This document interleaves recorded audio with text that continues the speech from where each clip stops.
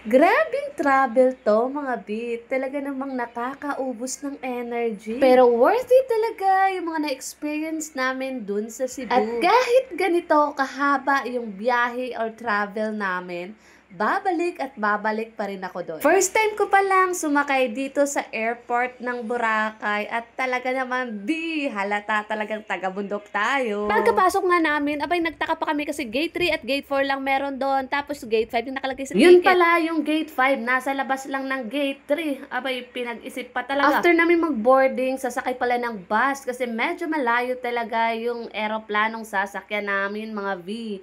Hindi kayang maglakad. Oh, di ba? Ilang taon na din yung huli kong sakay ng eroplano, kaya naman, kabado 20. Konting video lang tayo kasi nga nahihiya ang farsan. Ang daming tao dyan mga V. At nakarating na nga kami dito sa Cebu at talaga namang gusto ko sanang mag-video kaso itong si Papa talagang ang kulit, tawag ng tawag. Akala mo naman mawawala yung mga magaganda niyang anak pa. Kami lang to. Chas! Pagbaba nga namin, diretso agad kami sasakay ng taxi dahil habulin pa namin ang biyaheng Camotes ng 2:30. Aba naman. Sasakay nga tayo ng taxi kasi papunta tayo ng pier sa Danao dahil 2:30 at yun yung pinakamalapit na oras na pwede nating sakyan papuntang Camotes. Dito nga ay dumaan tayo sa Mactan Bridge at kumuha lang ako ng konting video. Sobrang traffic din pala sa Cebu, no? Pagdating namin doon sa pier, konting minuto lang inantay namin at nag-boarding na agad. 350 pala yung ticket na binayaran namin with aircon daw yun pero medyo mabaskog parang ako. Kaya sa mga gaplan nga mag-agtot Cebu, try nyo mag-agto sa Camotes. Sobrang nami ag-abo ka mong maadtunan ito.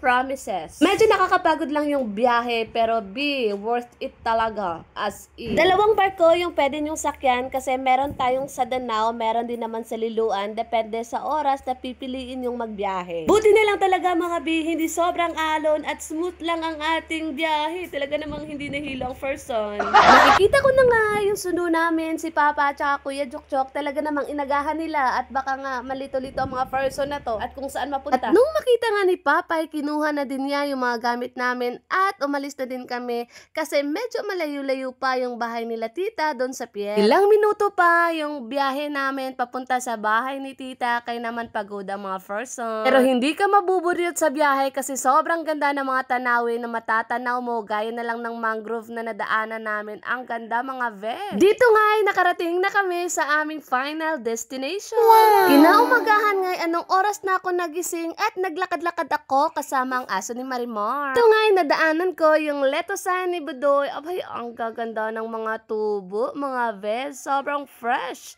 Mas fresh pa sa akin. Meron palang purple na lettuce, mga V. So amazing. Na-amaze talaga ang person na to. Dami din silang tanim na sili kasi gumagawa sila ng chili garlic oil. Sa kaabo nga ni, hindi unanda matatapan, haro nagkagamate yung do iba. Meron din silang sisiw na pangsabong. Ayan, sobrang dami. Nasa 63 plus yata to, mga V. Sobrang gastos neto sa sabu. Diyos ko. Agara, iya tagaliro alaga ni Maleficent hanagang temo isa Camotes baw. Nahadlok pa ako magbuhit ko una basi ito ko na ko. Nandito na nga tayo sa first destination namin. Ito yung tinatawag nilang quarry. Sobrang taas ng area na to mga V.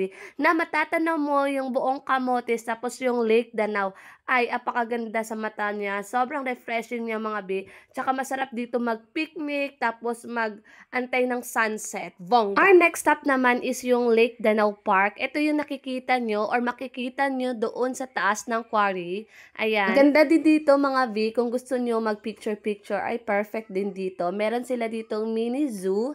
Tapos, meron din silang water activities. Tapos, meron ding zip line. Hindi na namin trinay yon mga B. Kasi sa water activities, tagmadyagin na sipa-sipa nyo nga boat.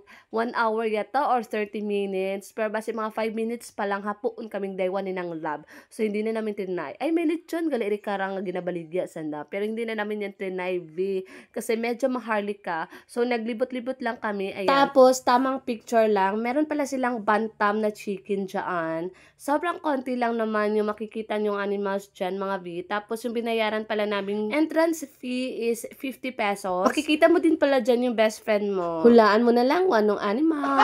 Dito nga, kumuha na ako ng konting video ng sarili ko para hindi nyo naman ako mamiss. Tamang pa-cute-cute lang ba? Ganon. Dito nga, may pinatikim sa amin si tita na sobrang sarap naman talaga.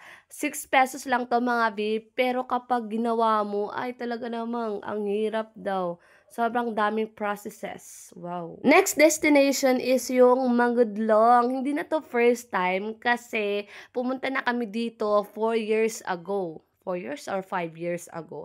Basta kasal yun ng pinsan namin, pumunta kami dito. Ganun pa rin, maganda pa rin. White sand pa rin naman siya. May mga nadagdag lang na infrastructure. Basta kayo na mag-isip. In fairness, sobrang nami-unimaw, tapos abuun do spot na pwede kang mag-picture-picture. Grabe. Dito talaga na parami yung picture ko. Promise. Tingnan nyo naman yung ambience. Talaga namang kabog na kabog kapag gusto mo mag-pictorial. Bongga. 50 pesos lang din yung entrance fee nito. Tapos masusulit mo kasi pwede kang maligo dyan sa dagat. At kung ayaw mo naman sa dagat, pwede din naman yung pool kasi meron din silang pool. Kaya naman, malaki ka na. Alam mo na kung ano yung gusto mo at ayaw mo. Kaya bahala ka sa buhay. Next naman, ito yung tinatawag nilang Santiago Bay. Dito kami nagka-in-B. Sobrang gutom na ang mga person sa kakagala. Nagmaladora na naman ang mga taong ay, ito din. Ayaw din pakabog neto. Kung gusto mo yung mga pa-picture-picture, Ivy, ikaw na lang yung mapapagod talaga or yung taga-picture na lang yung mapapagod sa'yo. Garden kasi ang atake dito. Tapos malawak na dagat na talaga namang ma-e-enjoy mo. Masarap din yung food nila dito. Last but not the least na hindi mo dapat palagpasin na hindi puntahan to. Ito pala, yung Bukilat Cave na talaga namang dinadayo pati artista. Diyos ko, sabi ko hindi ako maliligo, pero nakita ko yung tubig, B. Nauna pa ako maligo dyan. Talaga namang napakaganda, tsaka ang linis ng tubig. Feeling ko tuloy nang naligo ako, napakalinis kong babae.